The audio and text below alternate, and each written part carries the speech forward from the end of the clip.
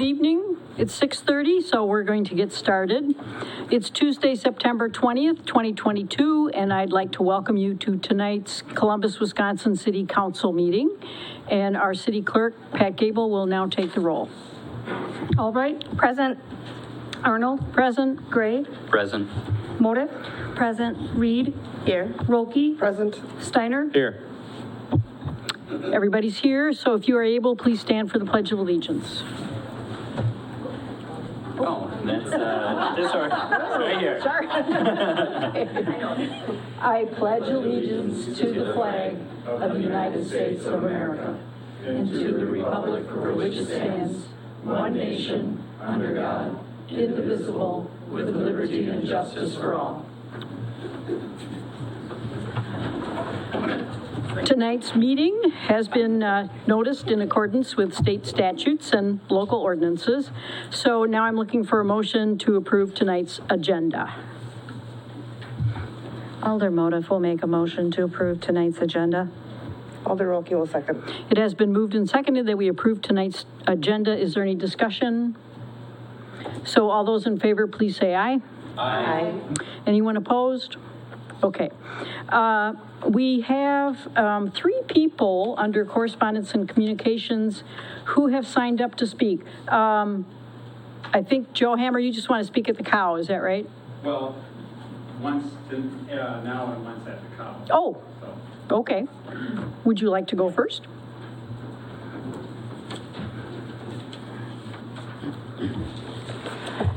Joe Hammer, 162 East School Street in Columbus here. And this may be just an oversight, but on the agenda, under a consent agenda, it's approved the mayoral appointments for the CDA and the Plan Commission. Yet in the packet at the bottom, it says action requested of the council approve appointment to the Columbus Utilities Commission, and there's not a name. So I don't know if that was just a mistake or I think just that must have been a mistake. Okay, Yeah. that's all I have. Okay. Thank you. I'll just... And then you also want to speak during? Okay. So Roger Ellers, Roger, did you want to speak at this part of the meeting? Yes, I did. Okay, great. I'm here on behalf of the community. One thing, Roger, can you tell us your address, please? It's W 1958 Highway 16. Thank you. I've grown up here since 1959. Okay, but I'm concerned about Hamilton Street, Dick Street, Fuller Street, and I have a witness right here that lives right up the street from you, and it's people running the stop signs. Okay, and Hamilton Street they're using as a speedway to get off of Fuller Street, but on Highway K coming down Dick Street, right where you live, they're blowing the stop signs. Okay, there are a lot of children down there. Down Hamilton Street, I think there needs to be speed bumps put in. I already got the stop signs put in. I did that before. But they're racing down that road, and they're with the young kids, they're being very dangerous. And this is a witness to me. He sits right on the corner and he watches them blow the stop signs constantly. So my suggestion, which we've already talked about, is solar panels on stoplights to make sure that they stop, because somebody's going to get killed. And there are a lot of children that come from the Lutheran school and are walking through that area. I'm just concerned about it, and that's what I'm here for. Thank you very much, Roger.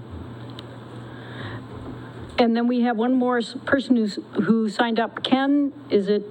Thank you. Ken Prieston. Oh, okay. And did you want to speak at this part of the meeting or Council. or the committee of the whole? Yeah. Okay, great. We'll put you on. Council. Oh, so that would be now. So Ken, you're up.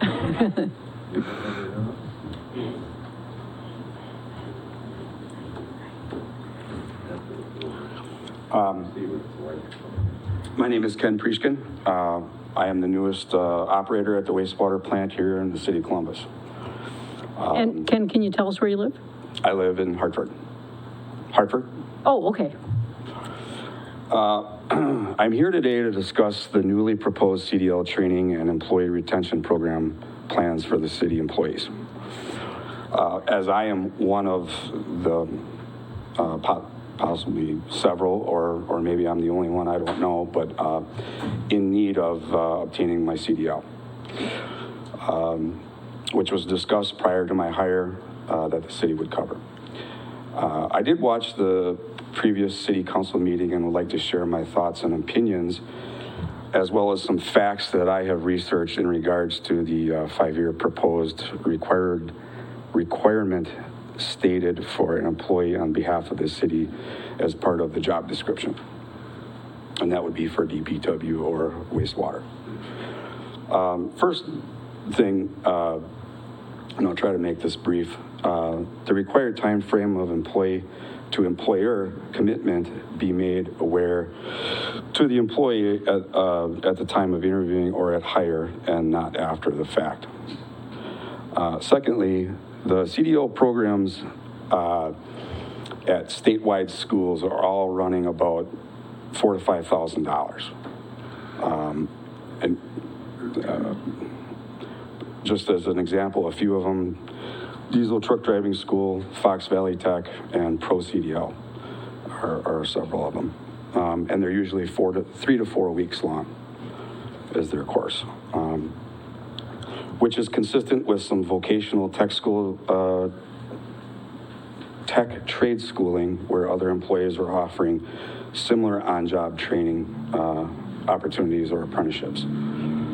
I understand and agree as a small business owner myself that there needs to be a commitment from the employee for the investment made by the city.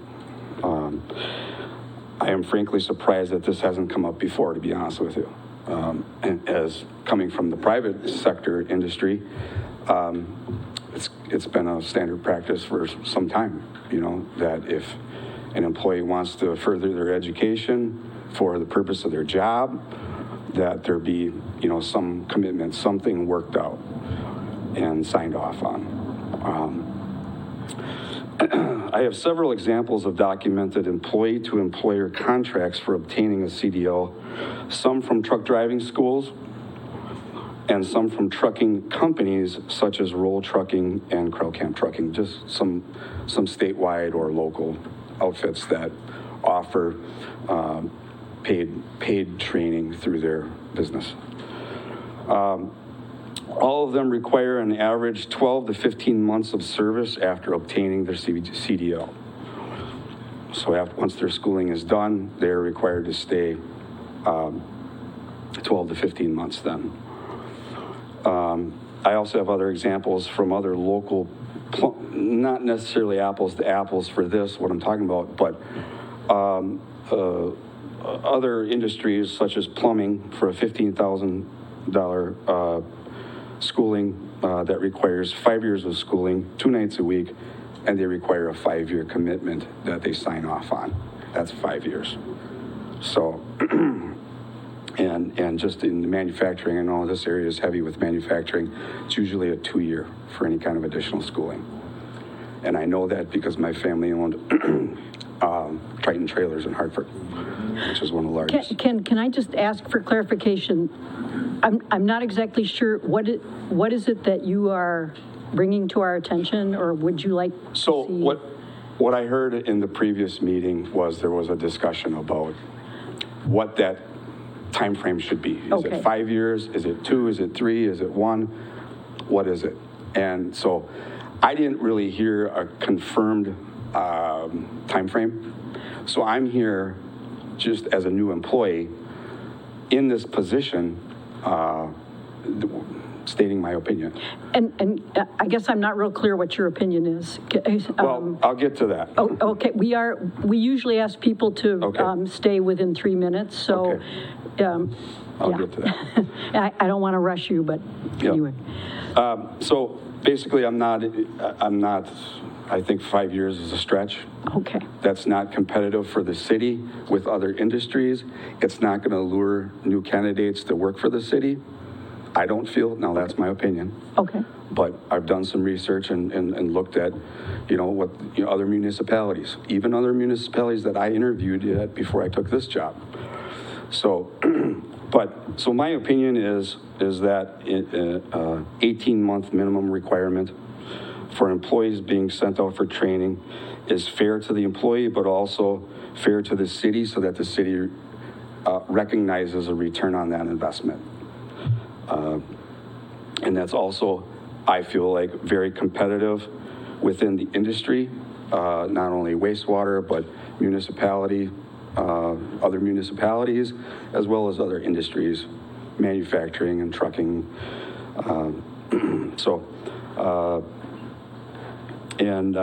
I think that would be a lucrative. I think 5 years is too much of a stretch. You're actually going to deter people from wanting to come to work here if it's set at 5 years.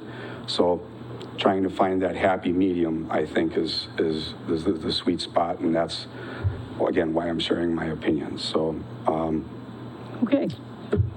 thank you for your time. Thank you very much. Mayor Arnold, could I clarify? Yes, go ahead. What was this? Ken, could I ask just one point of clarification? For the 18 months that you're recommending, would that be a diminishing return or a full amount at the end? As if someone didn't fulfill the 18 months? It would, I think should be a diminishing return. Okay, Yeah. Thank you. And I say that because I know from other businesses that I've been a part of, that's the way that their programs were set up. So to be competitive, I think that's... Thank you very much. I know some people came in a little late. Did anybody want to sign up to speak? Okay. We also tonight have with us, as part of the correspondence and communications on the agenda, is the Baker Tilly auditors, and they're here with us by Zoom. So would you like to take some time and talk now? Hi there, everyone. It's a little hard to hear, so I wasn't sure if I'm up or not. You're up. All right, thank you. My name is Amanda Blomberg. I'm with Baker Tilly, and we conduct the audit for the city and the super utility, and we actually work with the water and light utility as well. And all of that information comes together for the annual financial statements. Did everyone get a copy of those financial statements at one point? Probably 70 or 80 pages worth of paper there.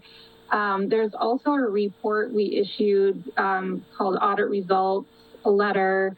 That's a related document that talks about internal controls and includes the required communication. And then I also sent, and I'm not sure if you have this, it's a 4-page graph document that includes some highlights of the financial statements. Do you have that document too? Okay, awesome. All right, I'm gonna do most of my talking from that document just to highlight some of the financial information from that big, long 80-page financial statement document. So really try to focus on a few key benchmarks and amounts that are important to you as the council. Do you want me to share my screen with the graphs or just talk from page, on the which page I'm on?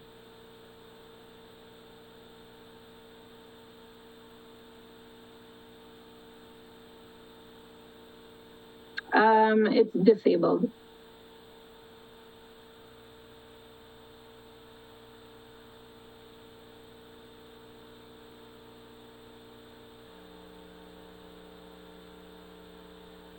Okay.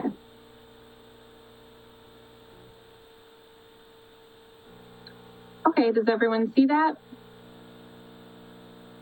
Okay.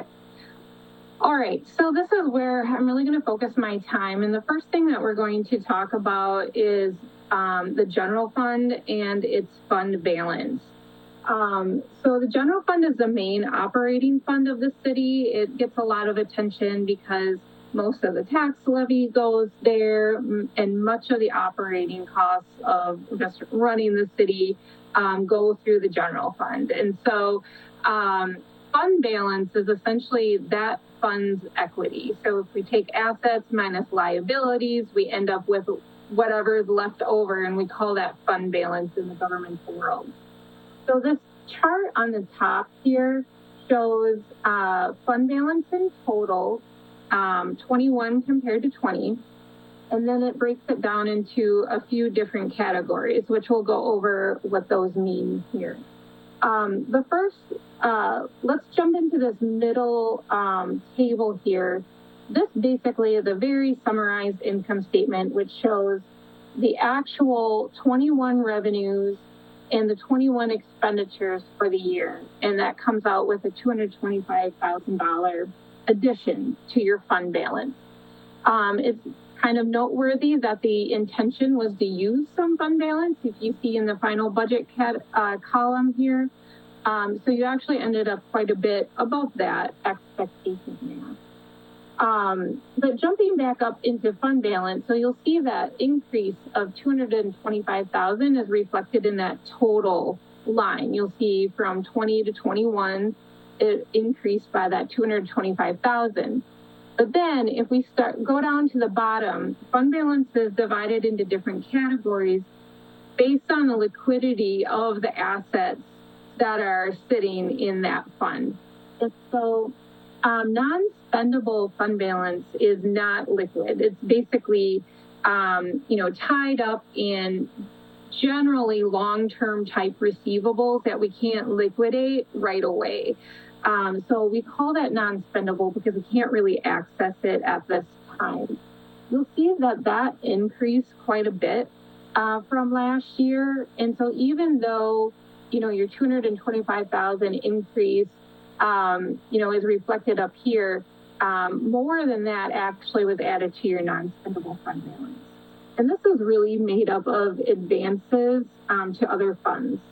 So there's a couple of advances to TIF districts, and then both the debt service and the capital projects fund ran into a deficit in 21, in that the general fund kind of had to, account for that deficit via an advance for the year. If you go up in categories, the next one that has a figure in it is the assigned category. That means that there are funds that are essentially earmarked for specific purposes. In most cases, these are for future costs. So a lot of times this is what we plan to use in 22. For example, the payment in lieu of tax that comes from the water and light utility is $500 and some thousand, and that is reflected in this amount because it's intended to be used for next year's budget. So, and then also if you, in the 22 budget, there was a planned use of fund balance. So again, that's included in this assigned category as well. This is still pretty liquid just because it's all funds that are anticipated to be used and available in the next fiscal year. The unassigned category is the last category, and that is completely liquid. It's available to be used at any time. And so you'll see that this took a little bit of a decrease, mostly because of the increase in the non-spendable category here. So you'll see how those numbers kind of work together there to make up the whole increase that you see at the $225,000 increase in fund balance. Does anyone have any questions so far on that?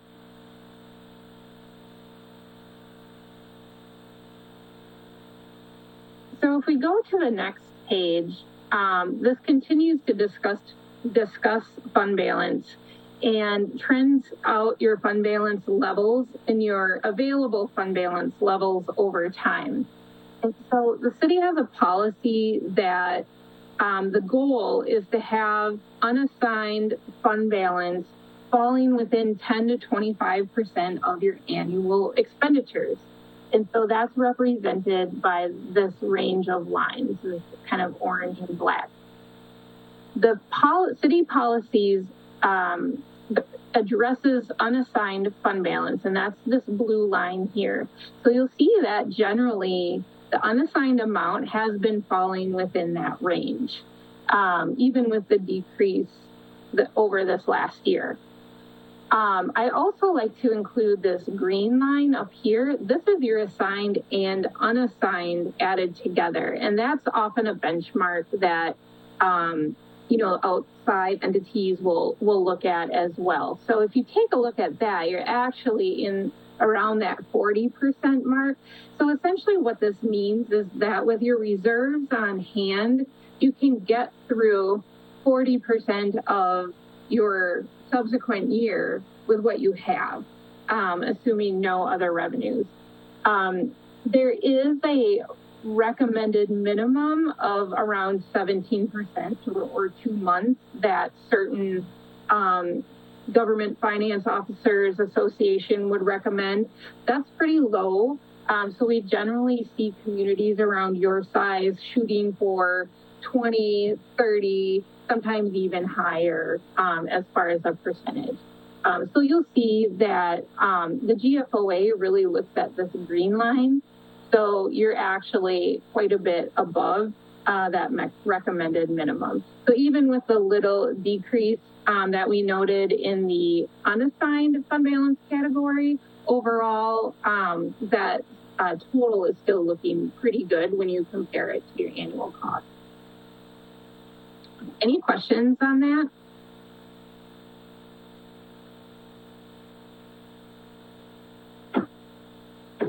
All right, I will move on to the next page, and this talks about the general obligation debt. General obligation debt, or GO debt, is secured by the city's tax levy, and there are statutory limitations as to how much GO debt can be issued by each municipality, and that statutory limitation equals 5% of the city's equalized value. 1 second.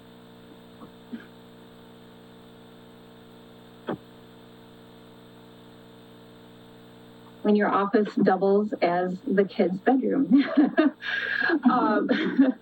All right, so 5% of the equalized value is the debt limitation. And so you'll see that is, over the last 5 years, is represented by this black line here. And the actual amount of debt, general obligation debt outstanding, is this green line that you see here.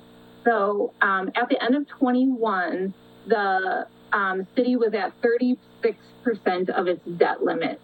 Anything under 50% is in really good shape. And the city actually has a policy that this number, or this ratio or percentage, should not exceed 75% of its legal capacity. And you'll see that that goes up over time as the equalized value also goes up over time.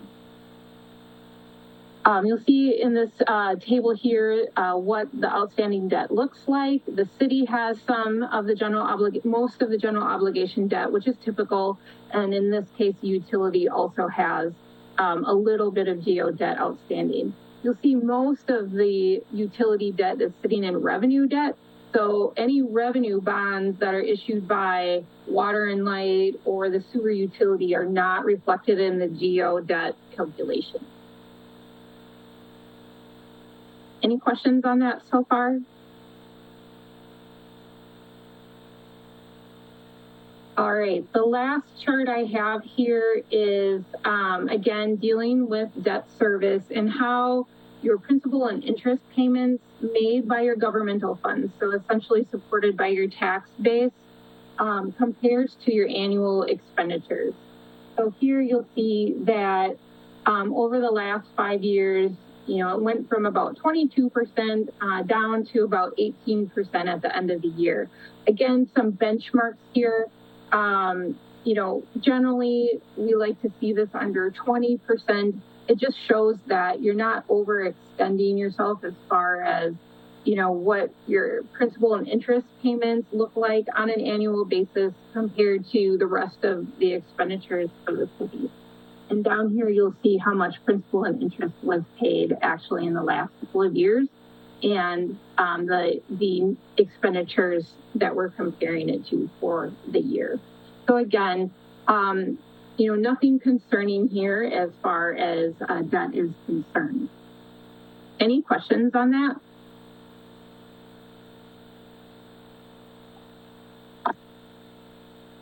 Okay, the last thing I want to go over is just some talking points about the sewer utility.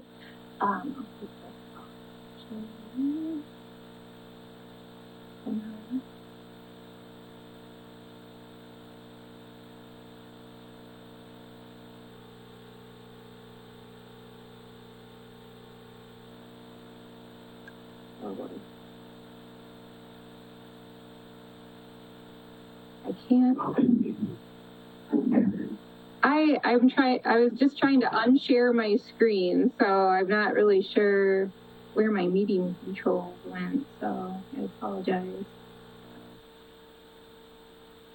Oh, okay. Okay, I think we're good. Okay, so I'm just going to talk a little bit about the sewer utility position and results. No, I don't have any graphs for them.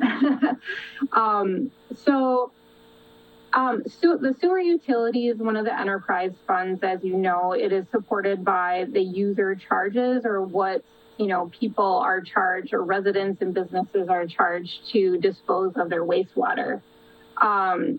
So obviously they need to generate enough revenues to pay for current operations, as well as any debt service that's outstanding. And that has been the case this past year, as well as in the past, many years. So that's a key factor that we take a look at.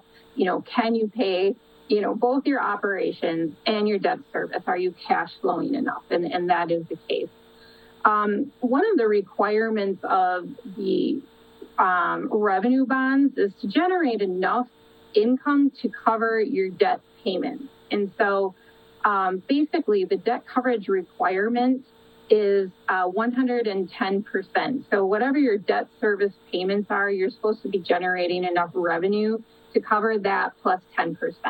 And the sewer utility is actually at 195%. So again, generating, sufficient revenue in order to meet those debt covenant requirements.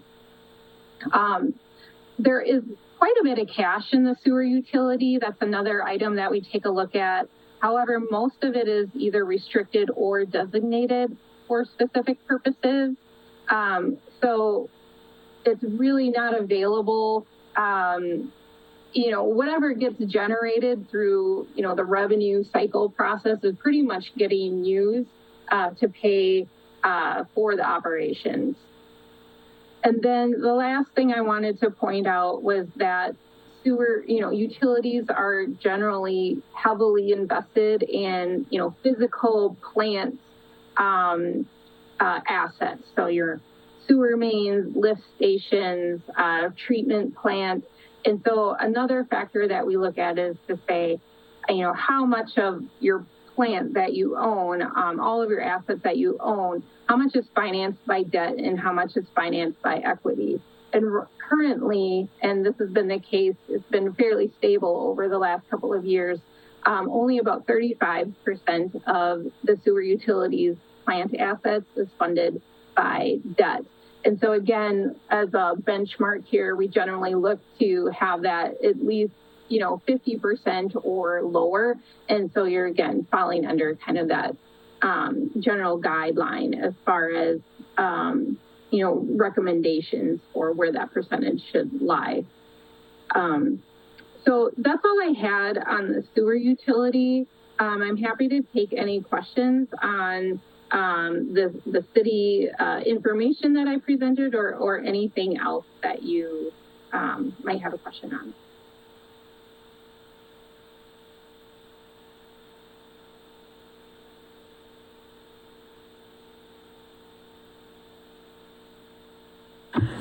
It sounds to me, and I'm very much in kindergarten with all of this kind of information, but it sounds like the overall picture that you're presenting is fairly positive. Would you agree with that?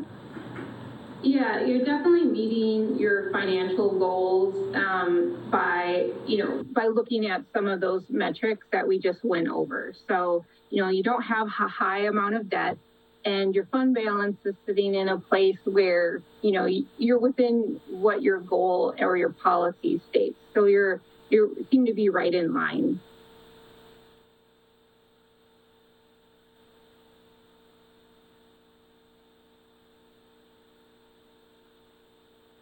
Appreciate it. So, thank you. All right.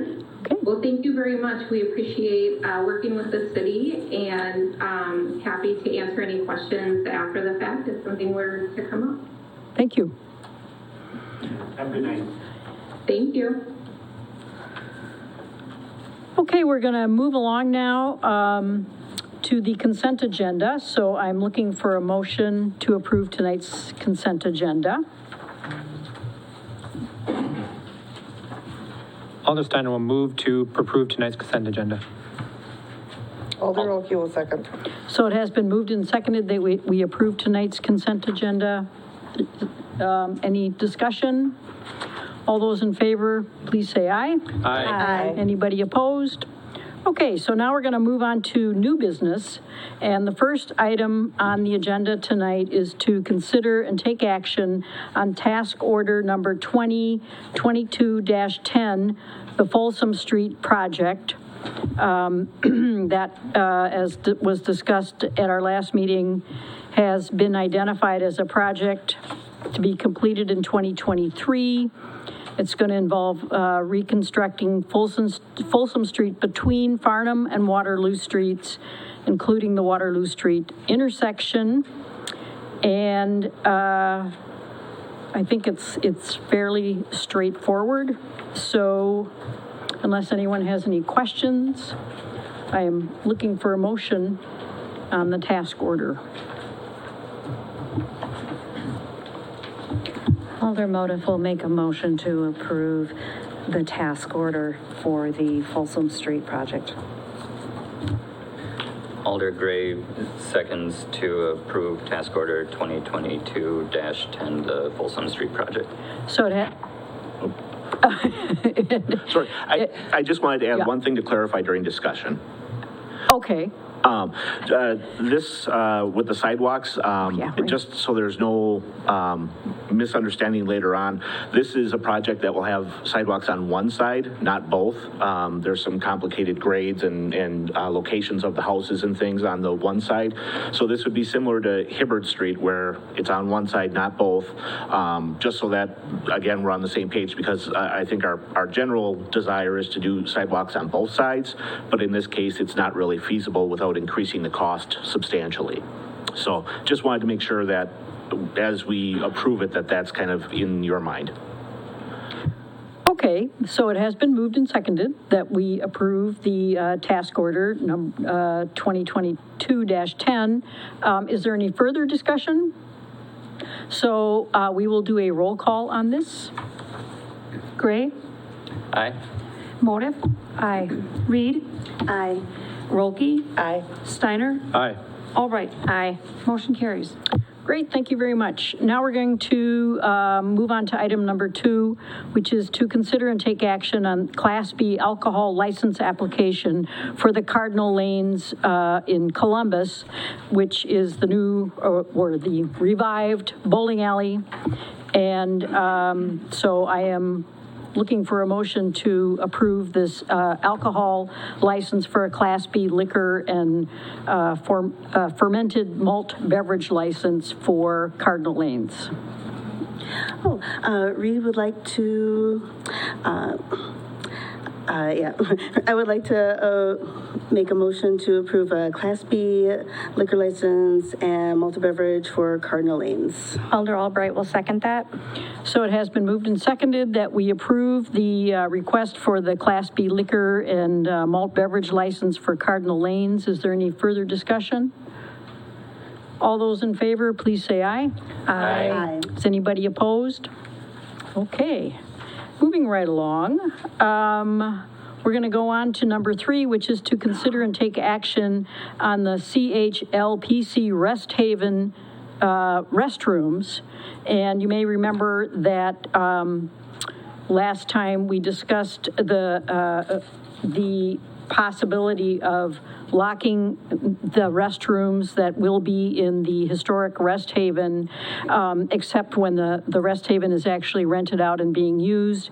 And it was clear that there are other options in the park for people if they need a restroom, which will help the organization decide what kind of fixtures they're going to purchase.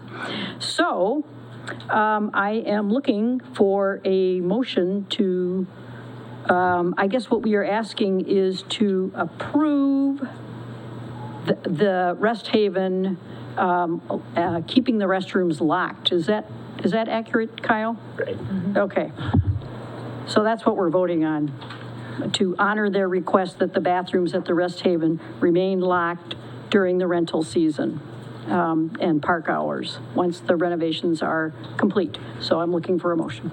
Alder Gray moves to approve having the restrooms remain locked at the rest haven during the rental season, and once the renovations are complete, to treat it as the same as the pavilion for rental events. Alder Motive will second. So it has been moved and seconded that we approve the CHLPC's request to have the rest haven bathrooms locked when they're not being used. Is there any discussion? So all those in favor, please say aye. Aye. Anybody opposed? Okay, and now we're going to talk about, on item number 4, consider and take action on the request from CHLPC for window treatments at the pavilion. And they would like to donate to the city solar roller shades on the 18 windows that face the street at the pavilion on the upper level. They're also fire retardant, and they can reduce the amount of heat coming through the window from sun rays. And since the pavilion is not air conditioned, I think this will help for events they have there in the summer especially. So I am looking for a motion to approve their donation. Alder Rolke moves to approve the donation of solar roller shades at the pavilion by the HLPC. Gray will second. So it has been moved and seconded to approve the window treatments at the pavilion. Is there any discussion? Okay. All those in favor, please say aye. Aye. Anybody opposed?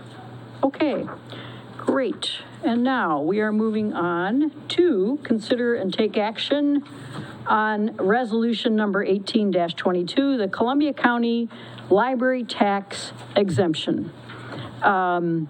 So the Columbia County Board levies a county library tax, and the city, well, you know what? Maybe, could you give us the Reader's Digest version, Kyle? Sure. So the county would levy the library tax across all the communities, the exception being if you support your own library at an amount that's kind of a minimum threshold. We do fund our library at an amount greater than that, so we don't have to pay the library tax, or our taxpayers don't have to be double taxed by the county. So this is just a resolution for Dodge and Columbia that allows our taxpayers to be exempted from the library portion of the county tax levy. Thank you so much. You did a much better job than I would have of explaining that.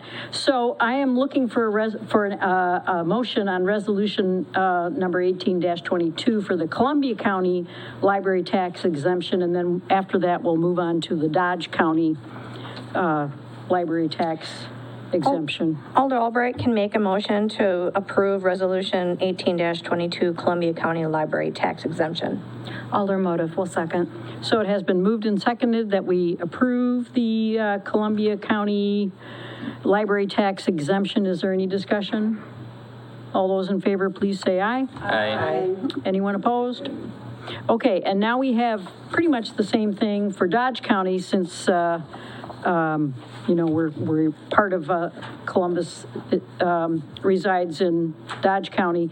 So it is item number 6 is to consider and take action on resolution number 19-22, the Dodge County Library Tax Exemption, and it is pretty much the same thing. Alder Motif will make a motion to approve Resolution 19-22, Dodge County Library Tax Exemption. Alder Albright will second that. So it has been moved and seconded that we approve the request for exemption from Dodge County Library Tax. Is there any further discussion? All those in favor, please say aye. Aye. Anybody opposed? Okay, now we're going to move on to we're going to be discussing the ordinance to create the City Beautification Advisory Board, which we discussed in our last meeting, a couple of our last meetings. So the first thing we need to do under number 7 is to consider and take action to suspend the rules for ordinance number 773-22, an ordinance to create the City Beautification Advisory Board. Alder Gray moves to suspend the rules. Alder Steiner will second. So it has been moved and seconded that we suspend the rules regarding setting up this ordinance. Is there any discussion? All those in favor, please say aye. Aye. Great. Now we go on to number 8, which is to consider and take action to waive the readings for ordinance number 773-22, an ordinance to create the City Beautification Advisory Board. So I'm looking for a motion. Reed moves to waive the reading for ordinance 773-22. Gray seconds. So it has been moved and seconded that we waive the readings for the ordinance as stated. Any discussion? All those in favor, please say aye. Aye. Anyone opposed? Okay, now, item number 9 is to consider and take action to adopt ordinance 773-22, an ordinance to create the City Beautification Advisory Board. And it's in your packet. We've talked about this a couple of times, and so I am looking for a motion. Alder Steiner will make a motion to approve ordinance 773-22, the ordinance to create the City Beautification Advisory Board. Reed seconds. Great. It has been moved and seconded that we adopt ordinance 773-22, an ordinance to create the City Beautification Advisory Board. Is there any further discussion? All those in favor, please say aye. Aye. Anybody opposed? Okay, thank you so much. Now we're going to move on to item number 10, which is to consider and take action on the CDL, which is the Commercial Driver's License Reimbursement Agreement. As has been discussed in previous meetings, the training that is required to receive a commercial driver's license has, the requirement for the training has changed, and the previous practice was to train people on the job. However, now the new regulations require significant classroom training at certified training centers, and so the city then must put staff without a CDL through the training, which costs the city in wages as well as tuition. And so the CDL repayment agreement is suggesting that it details a process for recovering a portion of the tuition and the non-wage expenses relating to this training in the event that an employee comes here, gets all the training, and then leaves for another job, and we have kind of lost the investment that we put into that employee. The way that the agreement in front of you goes is that after 5 years of service with their CDL, staff would be under no obligation to repay the city of Columbus. And then it outlines, let's see. Okay. So that would be 5 years is what we were talking about. 5 years of staff. And then Kyle, I think I'm missing something here. What am I forgetting? So it's, as written, it was set up for 5 years. You have some additional information in the memo about the tenure of current staff, about some staff that have departed, and then just a recommendation that if there was a desire to move to a 4-year term, just requested a straight line 25% reduction each year, a 3-year term, straight line 33% reduction each year. Obviously, the council can choose any time frame that they would like. There is the tuition and the expenses that we would be recouping. The things we can't recoup are the time and some of those other things that not having them available hurts, but also the wages that we pay them for the weeks that they're at school, those are gone because they're there on our behalf essentially.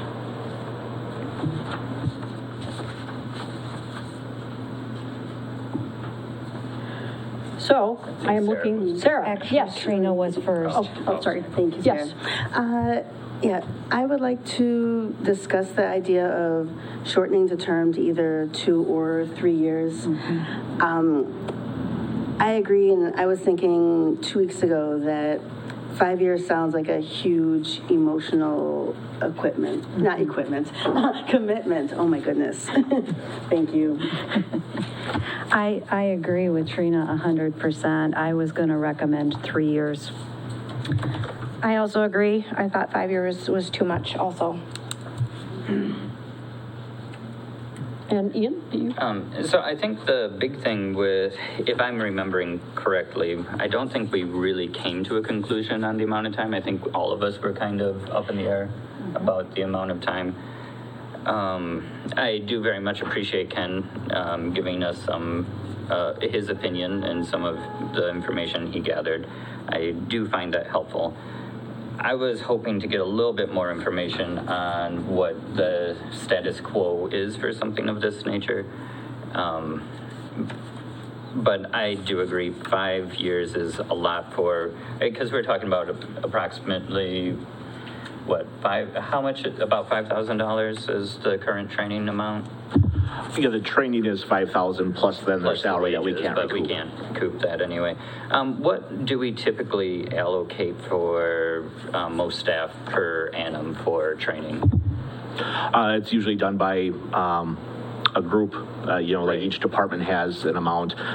It's likely not even $1,000 per employee. Yeah, I couldn't remember what it was. That's just a number that I wanted in the back of my head when I was thinking. Yeah, I guess there's varieties of training. There's like the safety training that we're contractually obligated, and there's that training, but say like just the ability to go to a class, that's not a very high amount that we have. Not a ton of money, so hundreds of dollars perhaps, if we break it down, like not a ton of money. Okay. Yeah, I do think that 5 years is probably too much. I would be comfortable going to a 24 months would be my personal recommendation for the amount of $5,000. I don't think $2,500 a year for training someone for a job that we need them to complete is a lot. So I personally think the first 12 months should still be a 100% repayment, and then go down from there, maybe every 3 months, 25% for the second year. Does that make sense? Can you say that again? So what I'm thinking is if we did a 2-year, the first 12 months should just remain 100%. Like if you don't stay with us for the first year, then I think you should repay 100%. But after that, maybe 25% every quarter until we get to 0 by the end of the second year, if those numbers make sense to everyone. So just to recap, the first 12 months, 0, and then in month 15, 25% reduction, 18 months, 25% reduction, 21 months, 25%, and then finally at 24 months would be the final 25%. Yeah. Okay. And I guess, does that kind of fit with some of the other alders who had some concerns? Okay. Does someone want to put that in a motion? Alder Gray moves to amend the CDL repayment agreement to a 2-year term, first year remaining at a 100% repayment, and the second year reducing by 25% per quarter. Alder Rolke will second. So it has been moved and seconded that we change the CDL reimbursement agreement to be 100% for the first year, and 25, And dropping 25% per quarter. dropping 25% per year after that? Per quarter. Per quarter, okay. Is there any further discussion?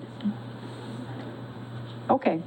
And we don't need to do a roll call on this one because we're not actually spending money. So all those in favor, please say aye. Aye. Is anyone opposed? Okay. Now we're going to move on to number 11, which is to consider and take action on the accounting system upgrade. And Kyle, I think you'd want to cover Yes, this for us. so there's an update from the discussion we had 2 weeks ago. The initial ask was for basically an apples-to-apples upgrade from what we have now to the newer version of it, and that would be $9,575. As we worked with Water and Light to understand what capabilities they have and how their system is set up, they have some additional components. There's 2 payroll components and an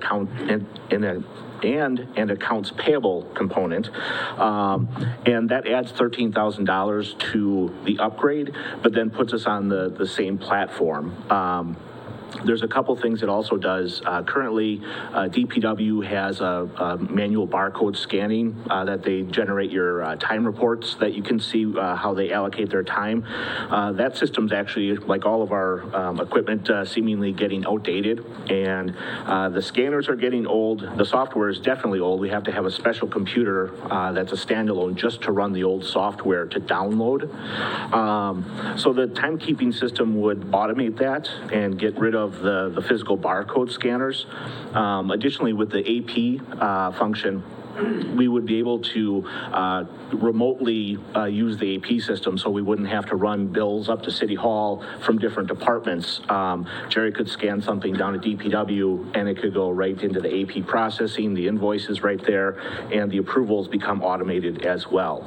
The other benefit, I think, is that with the utilities being on this system, having the ability to have the systems be similar allows us to cross-train and to troubleshoot with each other, and then eventually maybe we can get cross-training so that in the event either side would have an absence of some type for some reason, that we would be able to kind of offer some flexibility on both sides to give help one way or the other.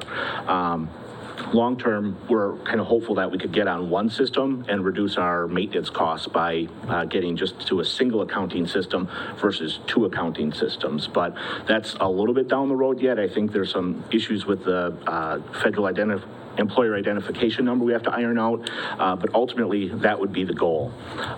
So what we would be asking for is $22,575. It's paid for in the current year budget using contributions from a variety of funds, the City Hall capital equipment, the Aquatic Center professional services, the tax increment districts, and then the wastewater professional services. And currently those are funds that use the accounting system fairly extensively. So that's the request. Does anybody have any questions for Kyle? Sarah? I think it's important that all departments of the city are on the same accounting system, and I am recommending that we go ahead and do this. So I'm going to make a motion to approve the purchase of the new software in the amount of $22,575.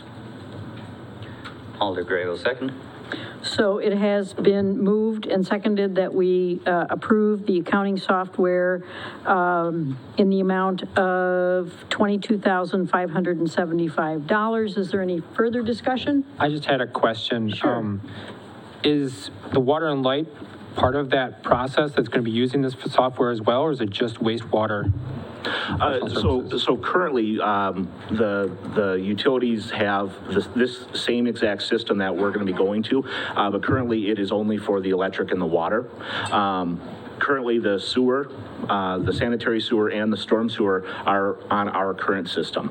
And for the short term, I think they're going to stay there until we can build the accounts. And hopefully by that time, we're going to be on one system so that the accounting is a little bit more seamless. But the wastewater and storm sewer should continue to use our accounting system for the near term. Okay. Any other questions? In that case, we'll do so it's been moved and seconded. We'll do a roll call on this. Gray, Aye. Motive, Aye. Reed. Aye. Rolke, Aye. Steiner, Aye. Albright. Aye. Motion carries. Okay, now the next item on the agenda is number 12, to consider and take action on claims in the amount of $127,633.07. Alder Motif will make a motion to approve the claims in the amount of $127,633.07. I just had a question on PO number 34664 for the Knights of Columbus. What is it we're doing with that statue? So this is actually pursuant to an agreement that we had a couple of years ago. When the statue was acquired by the Knights of Columbus, part of that agreement was that they would be receiving the proceeds from the Quincentennial Fund, I think it might be. And at the time they took the statue, they did not take the funds, and they have come back and requested the funds. And so this is just us sort of meeting that obligation and clearing out that fund. It says maintenance, that's why I was confused. Like, what is it we're paying for? Oh, no, this is just, I think, clearing out those funds. Okay. So I had a question too on the signature lawn care for lawn mowing for 5415. What was this for? So they have the contract for the cemetery lawn mowing. I'm thinking that this could be a couple bills maybe put together, but when I checked this morning, they were still well within the budget, and they have a certain number of times that they can do per year to go up to their budgeted amount, but it does add up pretty quickly. Anybody else have any questions? And I think I am still looking for a second. Alder Gray will second. So it has been moved and seconded that we approve the claims in the amount specified. Any other questions? In that case, we'll do a roll call. Motive, Aye. Reed. Aye. Rolke. Aye. Steiner. Aye. Albright. Aye. Gray. Aye. Motion carries. And I appreciate your attention to detail. I think that's very good. So, next item on the agenda is the report of city officers. So, City Administrator Kyle Ellison will go first. All right, thank you. I do have just a couple brief items tonight. Number one is Fuller Street. That project, even though it's a short project, ran into a snag already. There was a gas line that wasn't fully identified on all of the maps that we were sort of working on and making plans on. So they found a 3-inch gas line right underneath where our pipe was to be. And I think they have a solution in place now that they're going to be working through. The big issue is that it's just kind of delaying the project by a little bit. So we'll add some days to the project, some additional closure time on that section of the street. But it will be continuing, so at least we'll see progress here in the next couple weeks. Budget obviously has been taking up a lot of my time, so if I owe any of you an email, I apologize, but I'll get to it shortly. And then the last thing, I got an award in the mail. It's the National Association of Clean Water Agencies, and it's recognizing the City of Columbus wastewater treatment plant for a Gold Peak Performance Award. And this is an award that they look at your practices and your policies and things that you're doing. And when you qualify, you can get these awards. And it's not something that they just necessarily hand out to any organization. And so as I looked at the Gold Award recipients in Wisconsin, it is the Madison Metropolitan Sewage District and Milwaukee and Columbus. those are the 3 gold award winners in Wisconsin. So I wanted to congratulate Katie.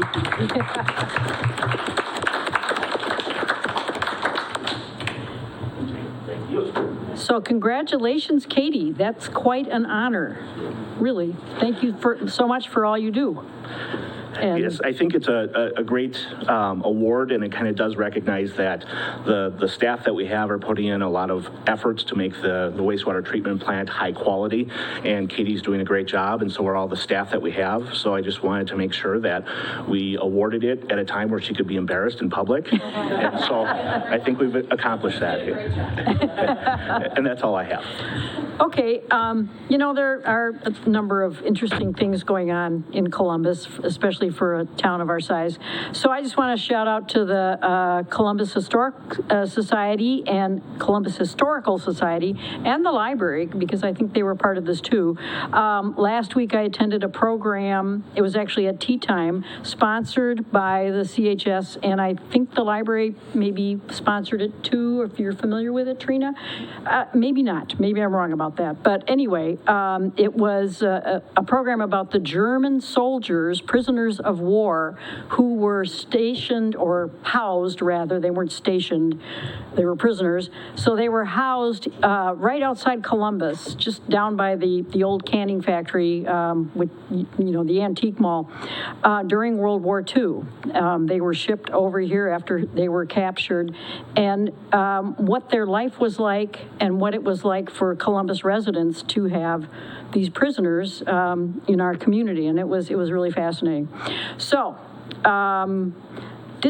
was the library in on that one, Pete? No. Okay. They will be on some of the future ones. Okay, library does good stuff too. So this is only the CHS then. Wanted to remind everybody this Friday is homecoming, and the Columbus undefeated football team is set for Friday night. And in addition to the homecoming festivities, the public is invited to tour the high school, I believe starting around 4:30 on Friday, to see the many changes that are in effect after the renovations that have been done this past year. There's also going to be an open house at the elementary school on October 5th, if you're interested, and the public is invited to that too. Kim Lang from the Senior Center wanted me to just give another shout out for pedal days, PEDAL, the kind that you have on your bike, not on a flower. And that's happening this week. They go until Friday.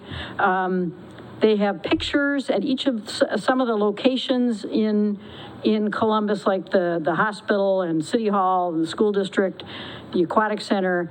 And you can walk, bike, or take your skateboard there, and then take a picture of yourself with each item and email it either to the commotion or text it, and then you may have the opportunity of winning a prize in a drawing.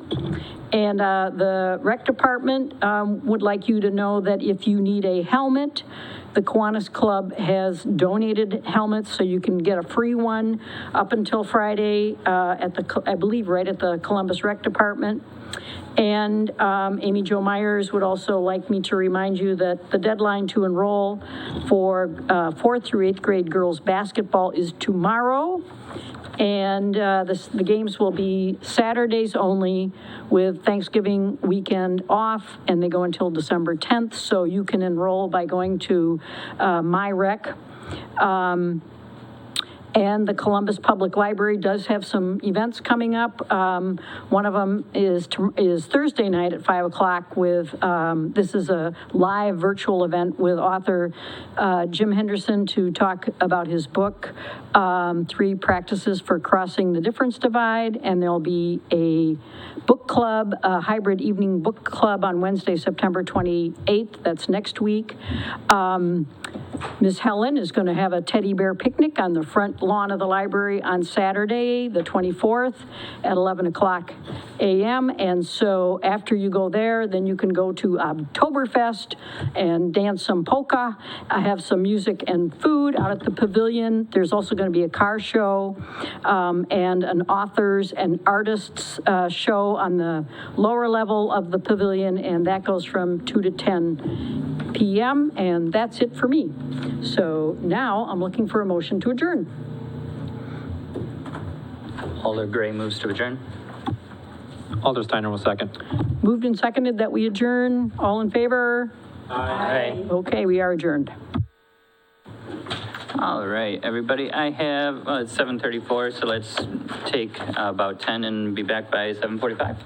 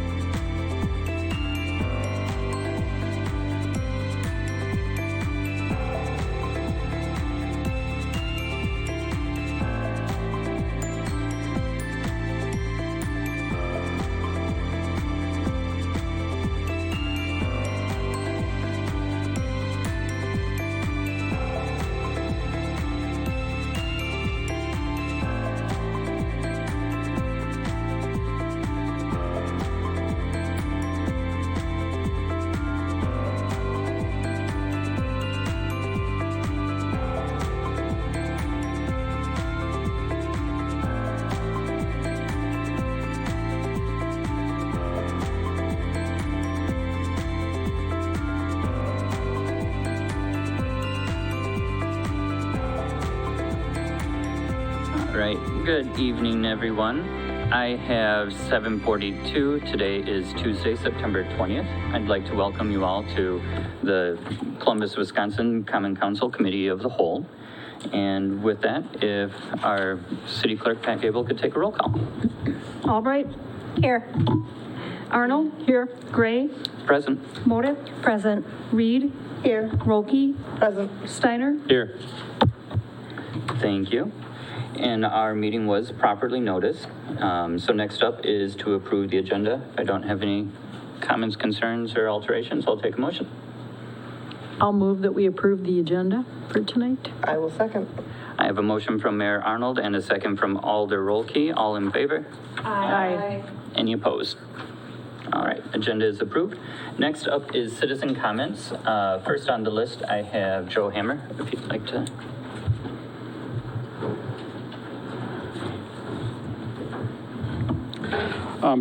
This is just, Joe Hammer, 162 East School Street, Columbus here. Just a little information for those that may not be aware, and it has to do with the item number 12, review of the overhead allocation policy. The water and electric utilities, as was mentioned in the Baker Tilly pay over $500,000 in the pilot. Pilot is payment in lieu of taxes, which is basically the infrastructure tax or portion of what the water utility is and what the electric utility is.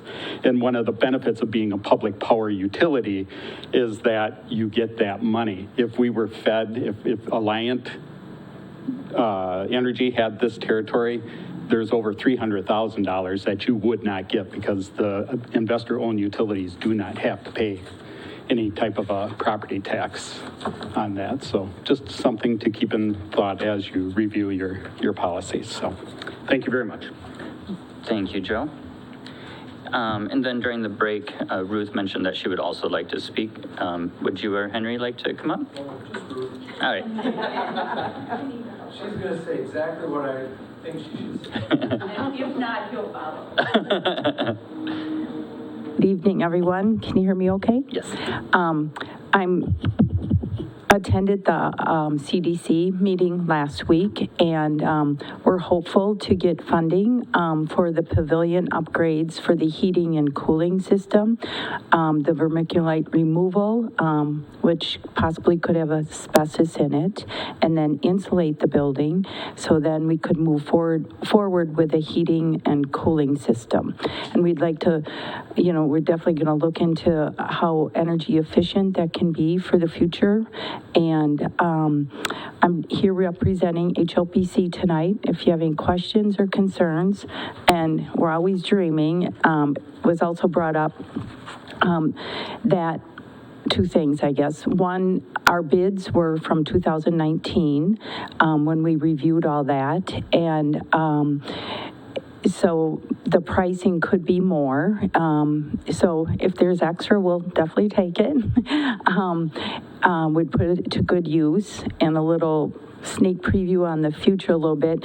We're also in the works for the pavilion. This would be down the road a little bit, but handicap accessible entrance from the side that faces the green space. And I have a plan here. Paul Pfeifferin drew it up a few years ago, and it would have a push button entrance and open and close, and also kind of a signage that people know where to get inside the pavilion. So that's a way down on the pipeline, not to distract you, but just to fill you in. Any questions? Thank you so much, Ruth. All right. And like Ruth mentioned, she'll be here if we have questions later on for the... All right. Henry? Okay, thank you. Okay, thank you. Was there anyone else that wanted to speak that didn't get a chance to sign up? I got an email from a constituent that had something wanted to say. So I'll just read it. It's from Sandy Curtis, 100 Brookside Lane. She writes, "Good evening. It is my understanding that the City of Council will be receiving a comprehensive stormwater report from the city engineer within the next month or so. I ask that the City Council/Committee of the Whole consider dedicating a portion of the city's ARPA funds to much-needed stormwater improvement within the city." that was basically it, just reading it for him. Thank you very much, Alder Steiner. I appreciate you reading that for us. Was there anyone else that didn't get a chance to sign up that wanted to speak now? All right, seeing none, let's move on to the department reports. In your packets, you will see reports from the DPW, the fire station, the library, Lifestar, the police department, the treasurer, and the WWTP. If there are any questions, comments, concerns, seeing none, then moving right along. Item number 6 is to review the new police squad. We have Chief Weiner here with us tonight, and I'll just let you take it over, Chief. Okay, good evening. As you know, we have ran this year and continue to run with several vacancies. That has created a pool of unused wage money and benefit money that I would like to put to use. I know that the revenue for 2023 the increase is minimal for the city as a whole. So looking at a creative way to fund a replacement squad as we've done in the past. We have one that we're still running it, ready for retirement. We're gonna run it until it starts nickel and diming us. And what I'm asking for is to use the amount of the memo here that I submitted as part of the packet, improve the purchase of a squad and some of the collateral equipment. The excess, or I should say unused wage amounts, will clearly cover this and then some. So it's not going to have an adverse effect on my this year budget and not have an effect on next year's budget or the tax levy. I've already reached out to Countryside Ford. They've agreed to honor the state contract price again. Working with them last year on the previous squad was really a good experience. The other state contract dealership is Ewald's in Hartford, and it's a lot of road time, and they deal with hundreds and hundreds of squads a year, where Countryside will only do the state contract pricing for pretty much us and Fall River. They've had other departments reach out to them, and they've just said no, because there's not a lot of skin in the game for them, because the state contract price, any profits are really whittled down. So I have that set up. I've got a quote for the equipment replacement. This year will be a little higher because in 2020 Ford redesigned the squad for the first time in many years, so a lot of the equipment isn't compatible. In a perfect world, we can flip about 80% of the equipment, and the cost for this year is estimated to be $15,000. It would probably be normally around 8 or 9 if we could flip equipment. So we usually get 2 cycles out of a set of equipment in a squad. As we would in this one. This would be the second cycle. The squad that we're retiring would be on its second cycle of equipment. I've also included a squad video camera. This is the last squad that has a analog video system in it. All of our other squads have digital systems in it. And hopefully next week the body camera grant is being published, and I'm going to be hopefully the first in line. If we get the body cameras, the platform I'm looking at is the same brand and integrated with our squad video camera. So we're not buying extra software, we're not buying some extra stuff, and this analog system would not be compatible with that. Even if I don't get the grant or don't do the body cameras this year, I do them at some point down the road, I would still want to have a new camera. And analog quality is actually very, very poor. And our digital and the other squads is very, very clear. I would order it after approval at the following meeting through Countryside, and when it gets here, we're probably looking at least April or May. I just read an article today that Ford has 45,000 squads that are, or cars, vehicles, not squads, that are partially assembled, awaiting odds and ends of parts. So I would not expect to see this till probably in service until at least next summer. Thank you so much, Chief. And that is great news. It's, unfortunate that we're understaffed, but it's fortunate that at least something good can come of it. I think it's a great idea to get the squad. Is everyone in agreement? Yeah. Perfect. That makes it nice and easy. Thank you so much for bringing this to us. And one quick question for you.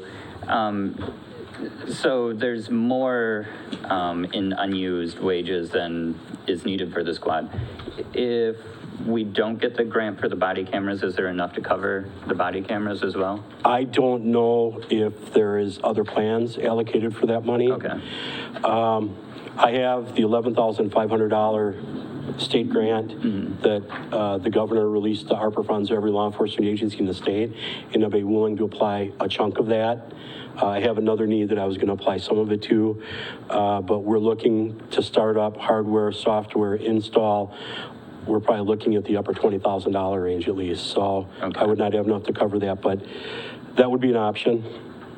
Okay. If the dollars are there, I guess, is what I'm saying, because it's something I'd really like to move forward with, but I realize that's a big project, and I'm just hoping, apparently, the grant is first come, first served, so I'm going to be glued to my computer next week, and we appreciate I have all my documents ready, and I'm going to be waiting to go.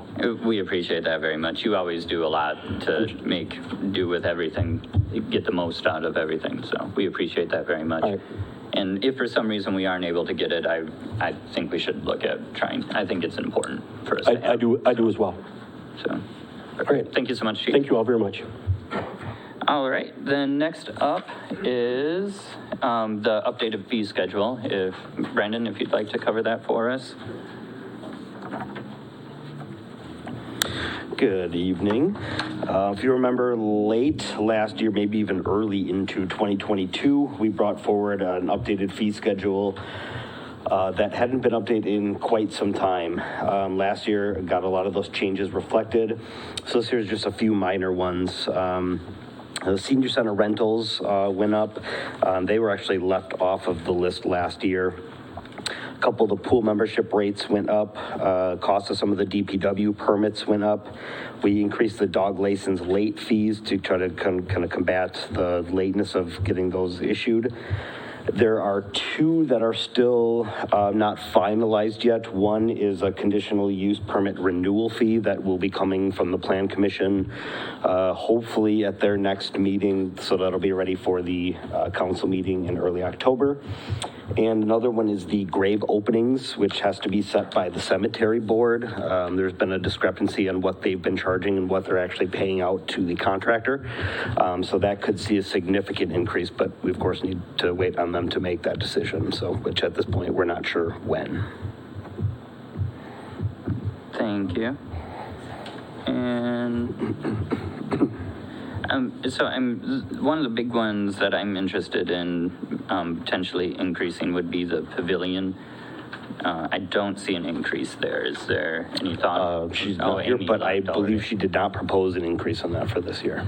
Okay, that's one that, so last time that I was in a meeting with Amy, she mentioned that she had it booked for next year, basically, like the entire season is already booked. We're so much less than anything else you can find, even remotely similar to that. I really feel we need to increase that significantly, especially for non-resident. Sure. So I'd like to look at that. Okay, I can speak to her and have her bring a new proposal for the next meeting. I appreciate it. Mayor Arnold? Yeah, I am in total agreement. I think that increasing the rental for the pavilion, especially for people who are not residents, might also help with some of the issues that have come up with noise and so forth with some of the rentals. So yeah, I think we ought to, and I believe it's, right now it's so reasonable, it's probably unreasonable, if you know what I mean. So yeah, I'd be all in favor of doing that too. Any other questions or comments for Brandon on the fee schedules? Go ahead, Alder Steiner. I agree with the pavilion thing. Looking at other banquet facilities and wedding facilities, they're upwards around $5,200 to $3,200 just for the space. Not that we should be up that high, but I think it should be significantly higher than what it is. That with inflation costs, I would also increase other rentals throughout the park system. Some of them are pretty low. I looked at Beaver Dam's rentals, and they're usually around $30, and we're at $25. I'm not, saying we have to go above that, but I think a little bump is necessary, especially with the economic status of everything and the expense of maintaining everything here. It's something to consider and look at. Thank you, Alder Steiner. So I think that's good direction. I'm sure you'll be talking with Amy. We appreciate that. Absolutely. Any other thoughts or? Awesome. Well, thank you so much, Brandon. Then next up is, let's see, I lost my spot. Oh, there we are. Oh, it is item number 8 to review the CDA recommendations for the ARPA expenditures. So the CDA took proposals and then basically ranked them and brought forward the top 5 in this case that they thought that overall the CDA would be recommending to bring forward. First off, I would like to thank everyone that submitted a proposal. And I mean, I know a lot of people went through a lot of hard work on this and thank the CDA for bringing these forward. Off the bat, my only concern is while I believe absolutely every single one of these things that you brought forward they're great projects that I would like to see happen. I was hoping to see something that would center more on economic development or growth, and I don't see any options for that really that significantly put us that direction. So I know there are some projects that we could do. My recommendation before we move this forward to the next regular meeting or discuss individual things in a great amount of detail would be to add one of those to the list. I think Kyle would be able to bring one forward. Perhaps we could have a closed session at our next meeting to discuss potential purchasing of property and then rediscuss all of them, including that. I don't have a problem doing that, but I'd like to interject that we did have a request in here for the balance to be able to put together a plan that was directly targeted at increasing residential housing and working with developers to bring them in to open up a development. Kyle, I don't know if you want to add anything to that. We've kind of tossed around for a little while that there'd be the potential for the city to identify some property and potentially partner with a developer and, try to offer an incentive maybe based upon paying an upfront payment from the city and then recouping it through some special charges or special assessments upon building permit issuance. So that is something that we could look at. We only have a certain amount of money to allocate to that, so it is kind of $250,000 or $200,000 is a lot of money, but it's not that much when you look at a development. So it's definitely something that we can look at, and on a small scale, I think that $200,000 would get us a start. But if the council's looking for something different, we can look at other options as well. All right. Yeah, my biggest thought is some of these things on the list I feel like are things that we should be tackling. Like, they're definitely all important, but not necessarily, in my opinion, all of them are best used for the funds at hand. There are some great things on here that I fully support. I just want us to have a stronger economic or growth option before we make a decision on which ones we want to move forward, because there just isn't a solid one on here. I understand that 200,000 could potentially be in reserve for something that's just not, it's not a fully fleshed out option or anything. And I would really like, because that was the entire purpose, that was one of the main things we asked of the CDA was for more economic development and growth, and I don't feel like we got enough of that. So I would like to see a stronger growth option before we deliberate on these for a final decision. Okay. And I think that's, hopefully Kyle could have something of that nature for us by the next meeting. And that would likely include purchasing something. So I would recommend a closed session prior to rediscussing this so that we can discuss that in closed session before we reopen the discussion on all of them together in open session, if that makes sense to everyone. Yeah, we had a... Go ahead, Alder. Yes, well, I'm hoping that some of the listed projects will be chosen. There's just a couple of things that would be so helpful in keeping the options open for the city, including, making sure everything in the pavilion is, functional and can still bring the different groups and events to the city. We very much, need that property to be whole. But I would also like to see some additional projects that, would be a little more economically themed. Yeah, I think Columbus in general, we're at a point, and I don't want to sound down, but we're at a point where we need to grow, or we're going to very soon need to start cutting things that nobody wants to cut.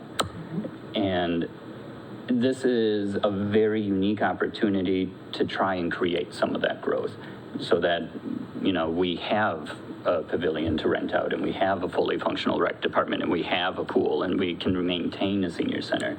If we don't start growing, we can't keep up at status quo forever.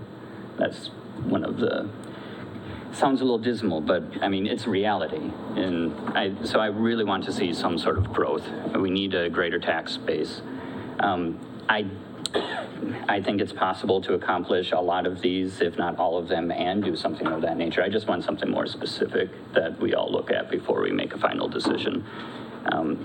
It could even involve a little bit of borrowing on top of our ARPA funds to make the most out of them. There's a lot of options. I just want to feel out all of our options before anything happens. We had a draft brainstorm on what to do with the money, so I think that we can get that, with that balance, Right. Yeah. we can get that pulled together pretty quickly. Perfect. I appreciate that. Alder Albright. So for me personally, the one that kind of threw me for a loop was the city phone system. I kind of feel like, I didn't really feel like ARPA funds would be as appropriate for that. But that was just the one thing. I mean, the other stuff is, first responder type stuff.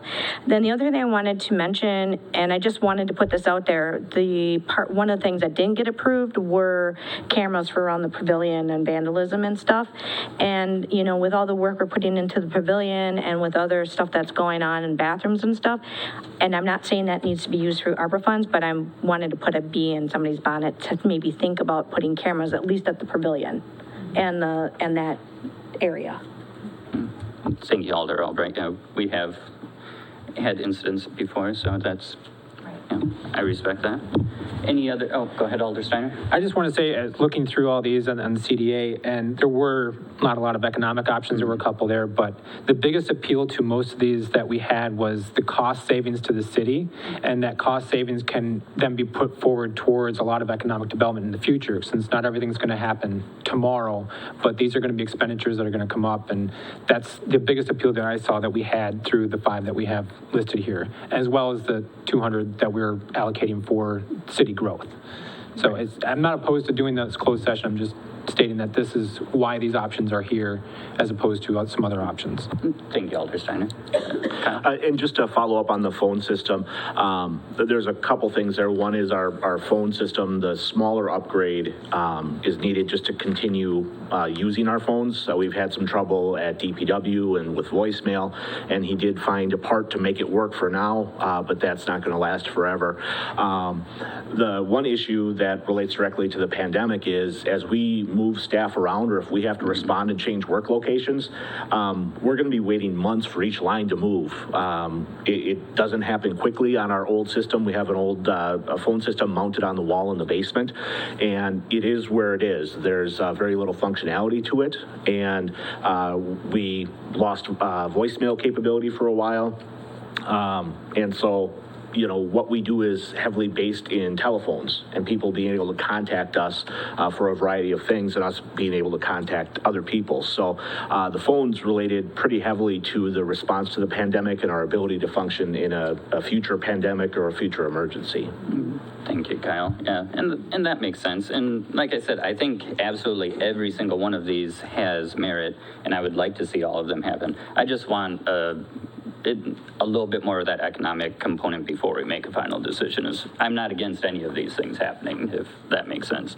I just, it's a one-time thing. I think we should weigh everything before we do anything is all I'm saying. But yeah, I think all of these are incredibly important things that need to happen. So if that makes sense, is everyone okay tabling this until our next committee of the whole? Okay, perfect. And I appreciate everyone for all the hard work, and I appreciate you guys coming and staying here for questions. And hopefully we see some upgrades to the pavilion and things in the very near future. With that, let's see here. Okay, because it's so long. Review the draft expense line policy update. Did I do that? Go ahead, Kyle. Yeah, so just a couple of things are sort of cleanup items. The budget expense line policy update, in this one, we corrected some staff titles that have changed since it was initially adopted, clarified some of the policy, added some flexibility for some of the low dollar items or expense lines where you might have a budget line of, say, $250 and you get unusual expense. And if you would go over by 200%, you're not talking a lot of dollars, but you'd be prohibited. You'd have to come to City Council for special approval to purchase that. And so this is just a little bit of cleanup, and not sure if there's any questions on it. Anybody have any? Oh, go ahead, Aldereen. I mean, not a big question at all. It was the part on when the equipment is broken or otherwise useless and under $50. It seemed like some kind of approval was still needed, not from council. I'm trying to remember if it was from administrator. That's the next policy. Oh, sorry. Any other questions? No. All right, then next up. Actually, it's two away. Two away, sorry. All right, is item number 10, review purchasing policy. All right, in a similar manner, this one updates staff titles that have changed, talks about when you can charge against another department's budgets. It requires all of the expenses to be properly coded, because that continues to be something that we struggle with over time is if you're going to go over in a, say, vehicle maintenance account, we want you to code it to the vehicle maintenance account. We don't want you to say, well, I'm going to put it towards the building repair line because I've got some money there, because we lose the ability to track the true expenses then. So this just clarifies that in policy. Also updates the language regarding repetitive purchases. We've been having some issues at the wastewater plant with buying some of the bulk chemicals that we need, and they're actually trying to short the deliveries just to come in under that threshold. And it's something that you can't just go out and buy from 10 different suppliers. There's probably one, maybe two in the region. The other big item is that I'm proposing increasing the dollar amounts. I don't know how long this policy has been around, but the dollar amounts have stayed kind of static. So currently it's $1,000 before a department head needs the administrator's approval, and $10,000 before the city council approval is needed. And regardless of that, you still have to have the budgeted funds already there. My suggestion would be to make it $1,500 without administrator approval and $15,000 without coming to city council, again, as long as the budgeted money is there. So those are the proposed changes to that. Anyone have any questions or concerns? No, I think that's an awesome idea. $10,000 can get spent pretty quick. Yeah. Thank you again, Kyle.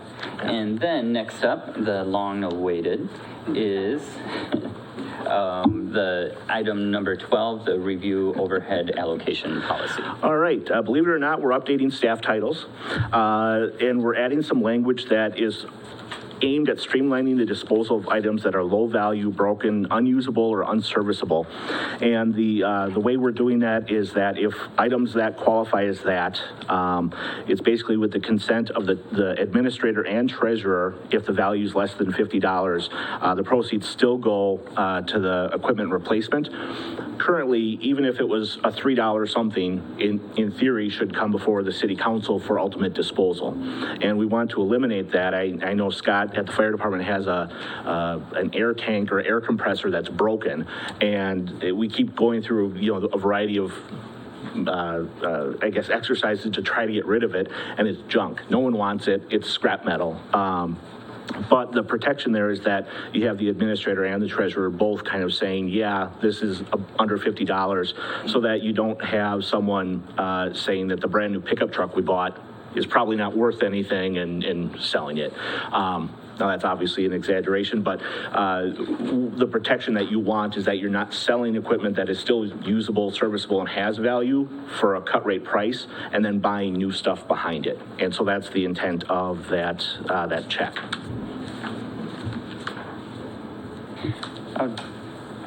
Yeah, maybe we did we miss the discussion on the disposal of assets? We have, that was the discussion. Yeah. You called it. Yeah, okay, okay, yep, now I'm on track, yep. Overhead policy allocation was what I said, and we were, okay. Gotcha. Okay, I'm confused. We were talking about disposable Yes, assets. we were. I said the wrong. So we started with expense line, then purchasing, then asset disposal. Yeah. So my only comment is $50 too little? It might be.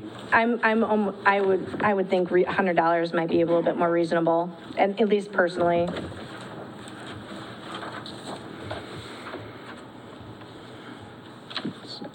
Anyone else have any thoughts on? Go ahead, I'd Aldereen. agree for the $100. Just changing that to $100. Everyone in agreement? Okay, perfect. Any other thoughts, concerns on disposal of assets policy?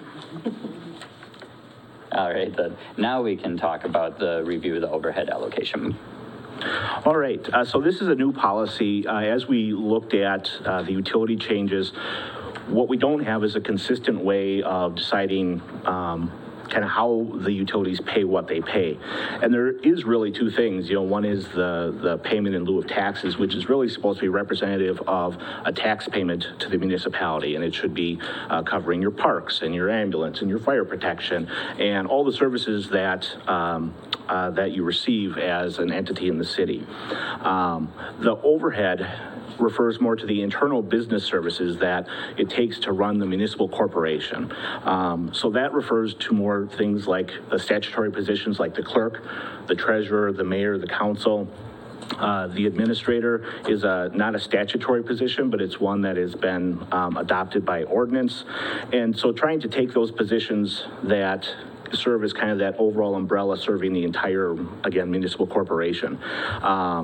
Trying to find a way to allocate that, it's a little difficult because they don't all use the same sort of expenses. And so what we came down to is trying to find a way to remove basically the overhead expenses that are already cooked into the numbers and taking away all the contributions that the utility makes to the city, all the payroll expenses, and trying to get down to more of the actual operating expenses. To do that, we basically had to, the electric utility, because of their high reliance on purchased power, that's their number one, revenue and expenses power, I guess. So we had to take that and cut that by 90% because it skewed all the numbers by trying to have that in there.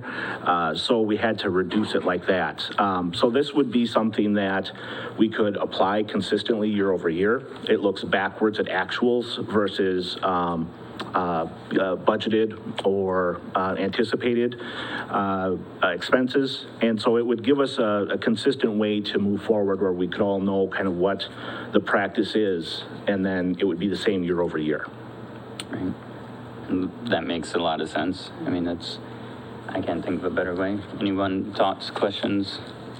So can you re-explain that in like, I don't know, 10 words or less? Can you give me an example? I kind of got lost because I got distracted. The big thing is right now, the utilities pay what's called a pilot, kind of like what Disney pays to Florida. It's meant to cover all of the large things that taxes would normally. So parks, the common things. This would be covering the administrative, the cost of doing business. So it would be covering us up here. It would be covering Pat. It would be covering Kyle. The shared expenses. So that taxes. So it's a separate. It's the business expense. Looking to reduce that dollar amount is what the goal is, right? And everybody keeps talking about utility, but the organizations affected, this is all city departments. This is not just the utilities. Yeah, it's a way for it to be shared across all city departments. Currently, all the other city departments are, that's how it works. It's allocated from all of the other city departments. It would be including the utility with the new changes. But it's making it so it's fairly allocated across all city departments. Okay. Does that make sense? Any other thoughts or questions? I guess, is this going to be a flat fee for all departments, or is it based on the usage of? Different facilities and institutions within the government. So this would be the overhead. So it would apply to the positions listed here: the mayor, city council, clerk, treasurer, the deputies, city administrator, assistant city administrator, human resources. The economic development director, I think, is a question mark. Previously, they were funded by lump sum. And my thought would be that we pay for everything out of this, everything that serves all departments. But then basically all the city departments, instead of charging, say, the aquatic center or the CDA, what we're doing is charging essentially the general fund for the taxes that are going to the CDA and aquatic center, cemetery, debt service, and capital fund, and those. Again, minus the personnel costs. So that you get down to sort of the core operating expenses. Okay. So each department's operating expenses for whatever they're using. Yes, it would be, so the electric utility would have a measurement, the water utility, the wastewater utility, eventually the stormwater utility, and then basically your tax levy would be the other component. All right.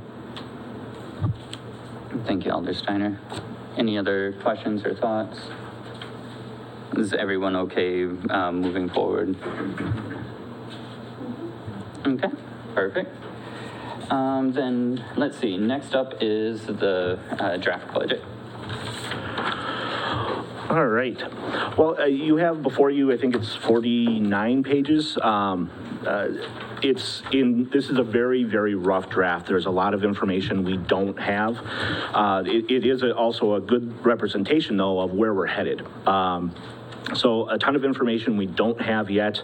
We're waiting for things like the manufacturing assessments so we can determine incentives, tax rates. We don't have DOT transportation estimates yet. We won't have that until October. And then also, as we kind of go through this with the department heads, I think there'll probably be some tweaks among lines and maybe some shifting of things like that. Some of the big changes this year, the wastewater is not included in this budget right now. That's going to go to the Utility Commission before coming back for approval. Stormwater is the same way. It's its own fund now, where previously it was included in the general fund. You'll also see things like the revenues and expenditures from our sidewalk program are not in the general fund. They've been moved to the capital fund so that the expenditures and the revenues can be tracked, but also the revenues that come back in stay within the capital improvement fund and will be able to be tracked so that as we get recoupment from special assessment or special charges, we can allocate that back into the expense line and increase the amount of sidewalk we can do every year and actually build on that. That's perfect. The overall budget, actually the total expenditures have gone up significantly. It's $194,705.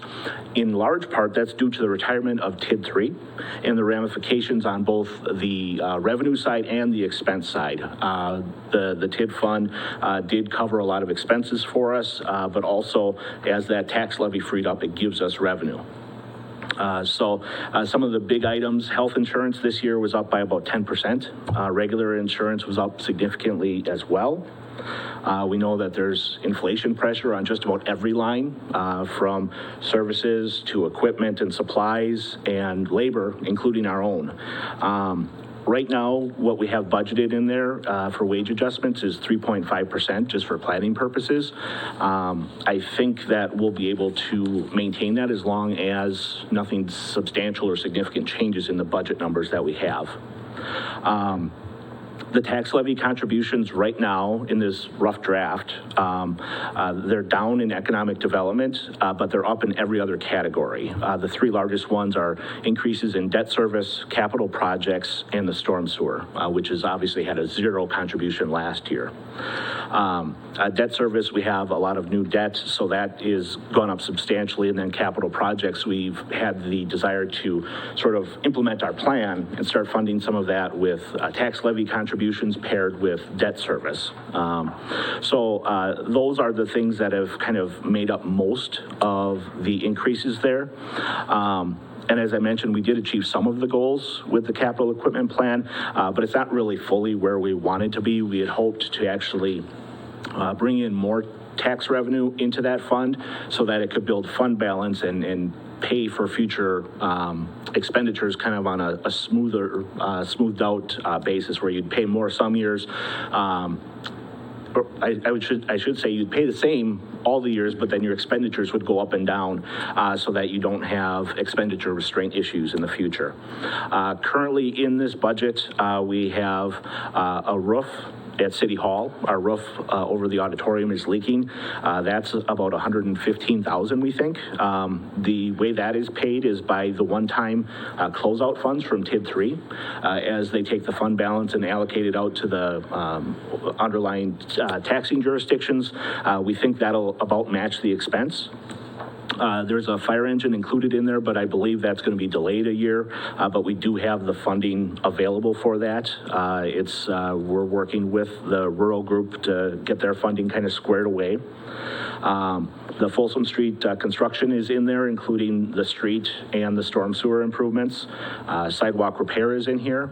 The fire department has a pickup truck included, and the Public Works has their mini dump included as well. And then finally, a 72-inch lawnmower. So those are our capital expenditures, probably a little more than we've done in the past years. So I think, again, as you look through this, it really is, like I said, very rough. But I'd like you to look through and start developing some questions and looking at it. I think the budget that we have it looks like we have a manageable outcome. I think we're achieving what we wanted, but I also think it's important to note that we're, I think, consistently coming up short in achieving our goals when it comes to infrastructure, equipment, even amenities and services. And part of this, as you look, we're relying every year on that carryover where we're looking at unspent funds and the police department, having a vacancy, and we're able to use that to carry forward into the next years. Eventually that will end, and having that gap there is going to be difficult to deal with. So I think as we look to move into coming years, and even in this year, when they talk about your priorities are really shown by your budget, I think that's still holding very true. So whether it's the ARPA funds or whether it's the budget funds here, I think we do need to take a hard look at what we're funding, how we're funding it, and try to make changes now that hopefully will help us in the future. Because right now it's kind of this, not to be too stark, but you're growing or dying, and we have not been growing at a rate to even keep up with normal inflation. So we've been losing year over year for quite a while, and we're sort of in a box that we do need to find our way out of as far as leveraging some growth. But even that, you're talking probably a couple of years delayed benefit from those. So with constrained growth, I think it's just fair to assume that if we don't see some consistent and substantial growth, there's going to be a point where we can't continue to do what we're doing today and doing in this next budget. And, not to be, alarmist, but I do think it's never too early to start looking at kind of the whole picture, looking at revenue, looking at expenditures, and making those priority decisions, and trying to set the city up so that in the long term we're in a better place. Because as we talked about the capital equipment plan, we didn't even meet that goal, and one of the goals we have is to establish a capital road plan. If we can't afford one plan, affording the next one's incredibly more difficult.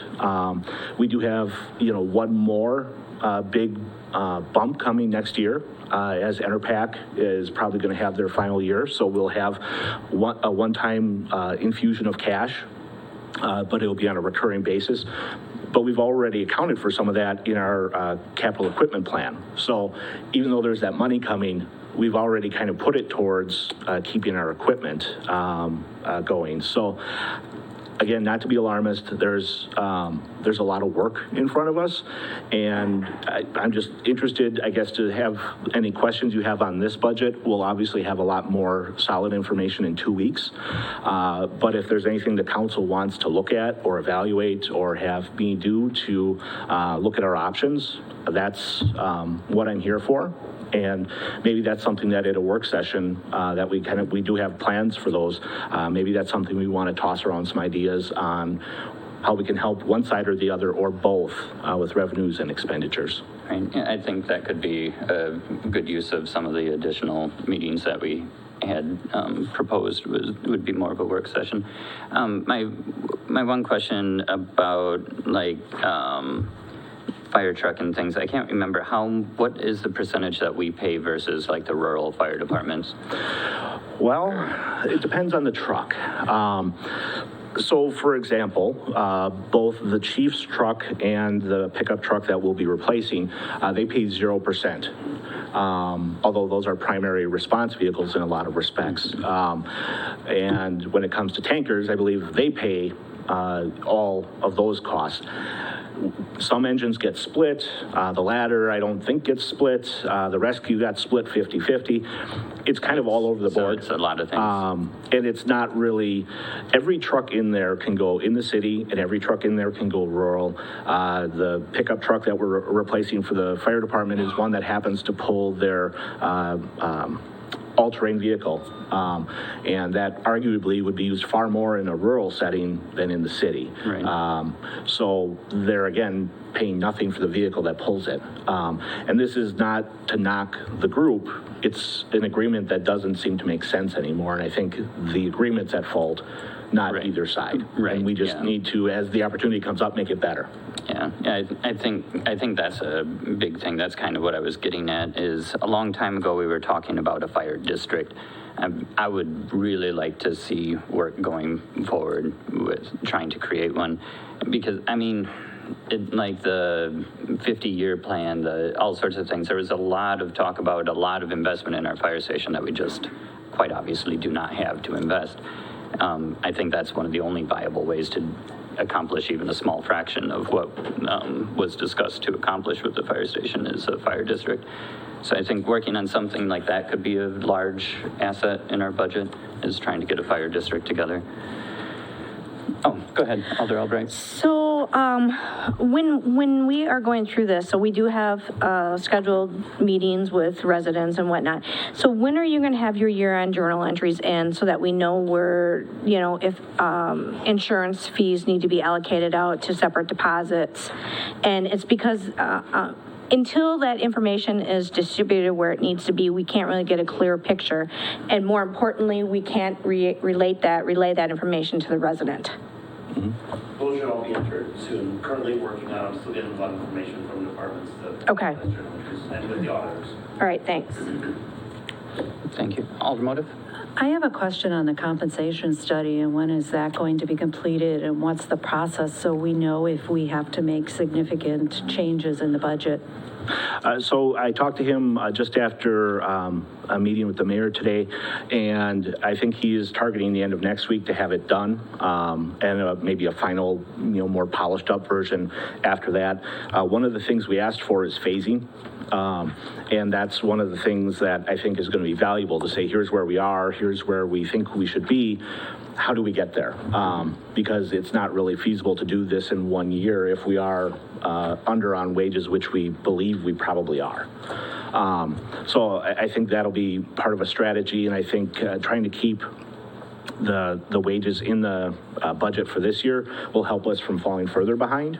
I think there's also, we're in a really strange time where inflation is really accelerated, but when you look backwards 2 or 3 years from now, I'm not sure that it's necessarily going to hold. And it does go also to all employment costs, where with health insurance going up 10%, you know, those things all add up to a total compensation package that is increasing more than the 3.5%. So we'll get it in the next week or two. I don't know that there's going to be, looking at the budget, I'm not sure there's room in the budget to make a significant change of $30,000, $40,000, $50,000 unless you want to cut something or add new revenue.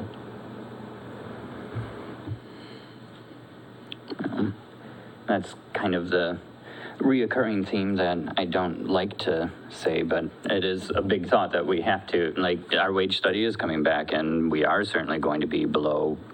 Where do we find the money to increase wages? Like, we are very much at a point of cutting services or cutting something or trying to grow. Like, it might not happen tomorrow. It might take a few years before we get to a breaking point.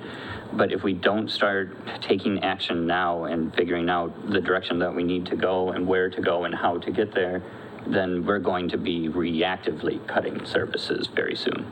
And no one's going to want to do that.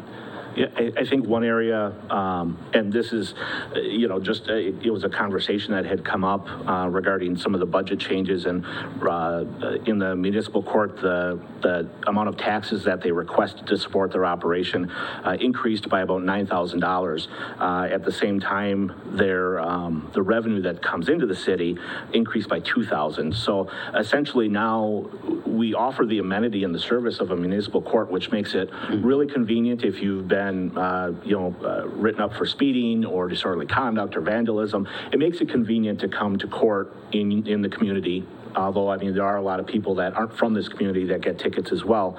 And we're doing that at basically a $7,000 revenue generation, and court is not about generating revenue, but our old setup where we shared a court with many more municipalities did beneficially increase the amount of revenue that we received, because there was less contribution because we shared our overhead costs. And it's, you know, wonderful. We have a great court, but at some point there are things that you just have to look at and see if there's other ways that we can do them. And I think everything probably should be on the table. Right, yeah, it makes sense. It's simple. It's not a service we have to provide. I mean, kind of like Kyle mentioned, we're providing a service of people staying here locally after they potentially did something that they shouldn't have been doing, and at a cost, basically, at a net loss. No, I just wanted to tell Kyle I appreciate you bringing that up, because you and I had that conversation about that, and I think that's one place that, you know, maybe could use some work. And so that should, what's the rest of council think about so that will be renewing soon. So that's something that if council wants to look at demolishing our court, we would have to do that in the very near future before the next term comes up. So what's council? I'm in favor of it. That. Okay, so let's bring that forward to our next meeting. Any more thoughts? Oh, I'm sorry. No. I would also like to see us investigate more standard contract on things like the fire and the other communities that we support. So like with the overhead policy, we have something consistent moving forward that's equitable to Columbus as well. Thank you, Alder Albright. So just as a side note, the EMS contract is pretty fair, I think, and it's in the way that it's broken out based on population. But what I wanted to ask was, so as far as if we did eliminate the court in Columbus, we can always go to Columbia County, right? We always have that an option. We don't have to do the rural court thing in Randolph. Okay. Yeah, correct. Columbia County, the circuit court is always the default. You can always go to circuit court. I believe it's only with like statutory violations, probably not municipal citations. you can go to, well, you can run everything through the circuit court. Okay. If you want to. There is costs associated with doing that as well. So I mean, all of, regardless of which court you want to go through, you have the amount of revenue that you might be able to drag back and the amount of expense that you might have. It's a little bit different for all of them. Right. It is something that is worth looking at, but it's, and the intake for the court system right now is pretty heavy. But as things filter through, and by the time they get to me or by the time they get to trial, there's very little of that. So most of it is up at the front end of the system. Thank you, Attorney Johnson. Any other thoughts on? I'll have my 400 questions to Kyle shortly. I mean, I want to reiterate that we should be looking at everything. So, like, some of the less popular things, I don't know if some of others have been receiving complaints about, like, lights at the fields and things. I don't know that the city even needs to own those fields. You know, like, it's an expense. Does the city really need these? You know, could we look at selling them to the school? Like, there's a lot of different little things that are expenses to the city that I don't know are super necessary. And if we don't start looking hard at some of the easier or smaller things to cut now, we're going to be cutting big things within the next couple of years. That's kind of my overwhelming message I want everyone to understand is we really need to find ways to reduce our budget, or we're going to find ways to massively reduce it in the very near future. So, I mean, just keep that in mind when everyone's looking at their budget. Like, there's like, keep everything on the table. Look at absolutely everything. Like, nobody wants to cut a park or, you know, a football field, but does it make sense for the city to own a football field? Should the school own it? Like, let's look at everything. And who knows if the school would want it, but, you know, get creative. Look at everything that costs us money. Any other thoughts or? All right, then I believe I've just moved everything around, but that should be it. Yep, if there's nothing else, I will take a motion to adjourn. Alder Motive will make a motion to adjourn. Alder Albright will second that motion. I have a motion from Alder Motive and a second from Alder Albright. All in favor? Aye. Any opposed? All right, we stand adjourned. Thank you so much, everyone.